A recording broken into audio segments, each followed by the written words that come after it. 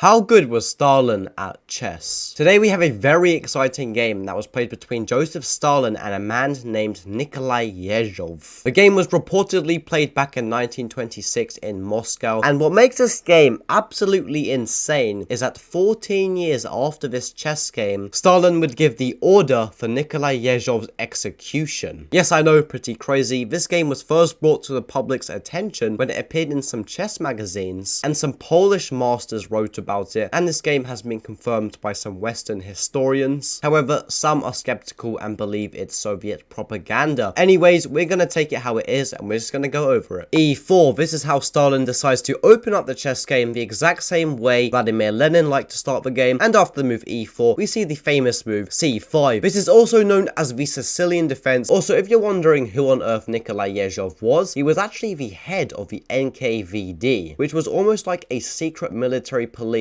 and were involved during the Great Purge, and Nikolai Yezhov was the head of this department. Knight F3, D6, and now D4. This is known as the open Sicilian because we kind of open up the board here, and after CD4, Knight D4, Knight F6, attacking this pawn on E4, Knight C3 just defending it. And here there is many popular ways for black to continue, moves like G6, the dragon variation, moves like A6 v Najdorf, or moves like E6 v Scheveningen. So there's a couple ways for black to continue here. However, Yezhov plays the move Knight D7, and this is not very commonly seen, especially at the top level. But this move Knight D7 still allows black to transpose into some of the main lines of the Sicilian. And after this Knight D7 move, Stalin goes Bishop E2, ready to castle his king, and now we see the move A6. So with this move A6, we've actually transposed into the Najdorf variation, and the idea of this move A6 is to restrict the knight's access here, as this knight can be quite a menace on B5, and also black will have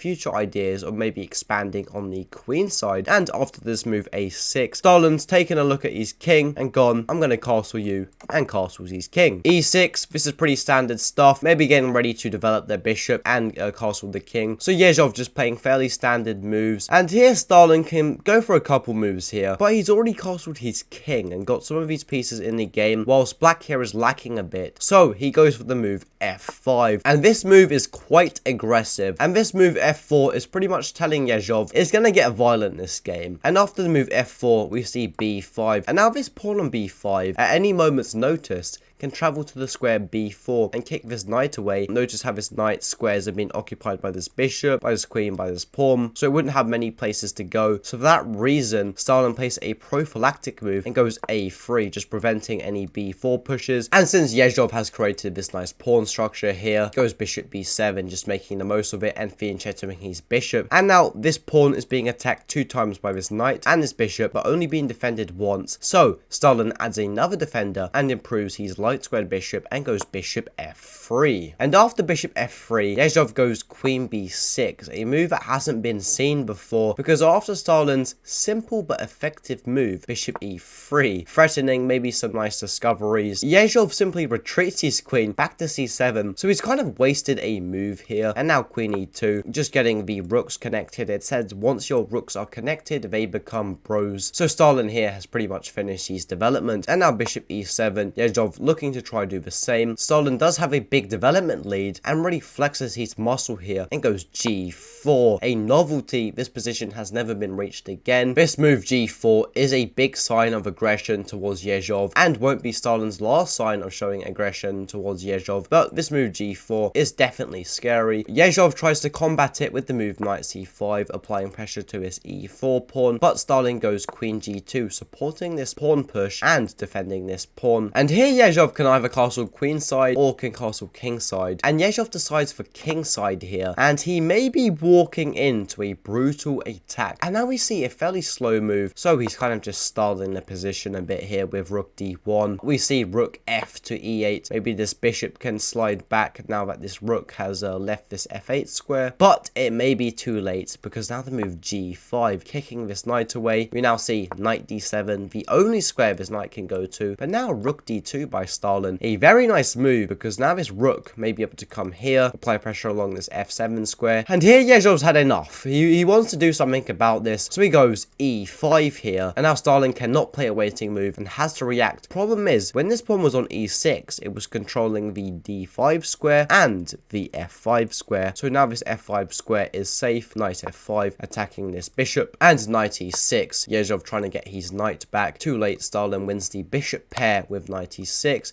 Takes and keeps up the initiative with the move f5, so kicking this knight away, really harassing Yezhov here. Knight d4, and Stalin could win a pawn like this, but he's not interested in that. There's way better moves in the position, and Stalin finds it, the move f6. And now Yezhov is in trouble, because this pawn cannot be taken, because if you take, you check the king, and you win this rook, as this pawn will be attacking this rook. So for that reason, after this, the rook has to retreat, but now the position is getting weak. Here Stalin goes bishop h5, trying to put some pressure on this f7 pawn, threatening to take, but now the move g6. Yezhov thought this move would stop Stalin, but Stalin goes bishop g6 anyway, he doesn't care. Ace g6, and now queen h3, and this position is looking very scary. Knight e6 is played, trying to get this knight back to defensive duties as this queen is sliding in, and Stalin is playing very impressive chess so far. I guess one perk of communism is that you do become a better chess player, but after knight e6, queen h6 anyway, this move knight e6 does not deter Stalin from bringing his queen in. Maybe he can't go to g7 straight away, but he's got bigger plans. Here queen d8, and now the rather intimidating move rook f3, because for those of you who've played a bit of chess, you will know there is a deadly mating net here. And if you haven't played much chess, a mating net is pretty much when the king can't really go anywhere. It's pretty much self-explanatory. The king's in a net and you're ready to feed on the king. And after rook f3, Yezhov wants to give back some material, as he is up actually 2 pieces of material, and plays knight f6, pawn f6, and now the seemingly strange move rook c8 doesn't really do anything, because now the move rook d to f2, and unfortunately Yezhov kind of throws in the towel and goes queen f6. I think Stalin's chess has just got the better of him, because after rook f6, rook c7 was played, but now knight d5, bishop d5. When you're up material, you want to try exchange pieces down.